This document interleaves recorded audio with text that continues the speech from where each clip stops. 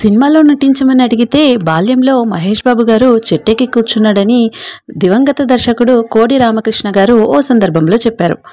ఆయన తెరకెక్కించిన పోరాటం సినిమా 1983లో విడుదలైంది.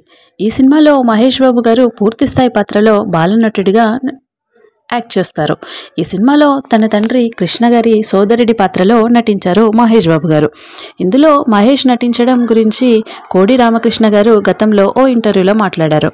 బాల్యంలో మహేష్ చాలా అల్లరి చేసేవాడని తెలిపారు. పోరాటం సెట్కు మహేష్ వస్తుండేవాడు. అప్పుడు చిన్నపిల్లాడు. ఈ సినిమాలో కృష్ణ చిన్న తమ్ముడు పాత్ర ఉంది. దానికి మహేష్ గారైతే బాగుంటుందనిపించింది. కృష్ణ గారు మీ సోదరుడి పాత్రలో మహేష్ను తీసుకుందామండి అని ఆ రోజు అడిగాను. దానికి కృష్ణ గారు నవ్వుతూ అవునా, వాడు అసలు ఎవరి మాట వినడు, వాడు ఒప్పుకోడు, నువ్వు కావాలంటే ఒప్పించుకో అన్నారట. నేను సరే అన్నాను. అప్పుడు మహేష్ సెట్లో ఉన్న ఓ చెట్టు దగ్గర ఆడుకుంటూ ఉన్నాడు. అక్కడికి వెళ్ళి బాబు నీకు సినిమాలో చేయాలని ఉందా అని అడగ్గా లేదు అన్నాడు. ఎందుకు అని అడిగాను. సినిమాలంటే మనం జాగ్రత్తగా ఉండాలిగా, మా నాన్నగారిని చూస్తున్నానుగా, నేను చిన్నతనంలోనే అవగాహన ఉన్నట్లు బాగా మాట్లాడారట. నీ పాత్ర బాగుంటుంది అని ఒప్పించబోయా, అంతే. నేను చేయను అంటూ చెట్టెక్కి కూర్చున్నారంట మహేష్ బాబు గారు. తర్వాత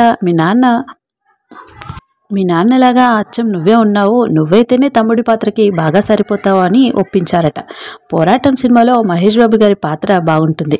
మహేష్ గారికి కళ్ళజోడు పగిలిపోయే సీన్ ఉంటుంది. దాన్ని చూస్తే ఇప్పటికీ మనకు ఏడుపు వస్తుందని కోడి రామకృష్ణ గారు గుర్తు చేసుకున్నారు ఓ ఇంటర్వ్యూలో.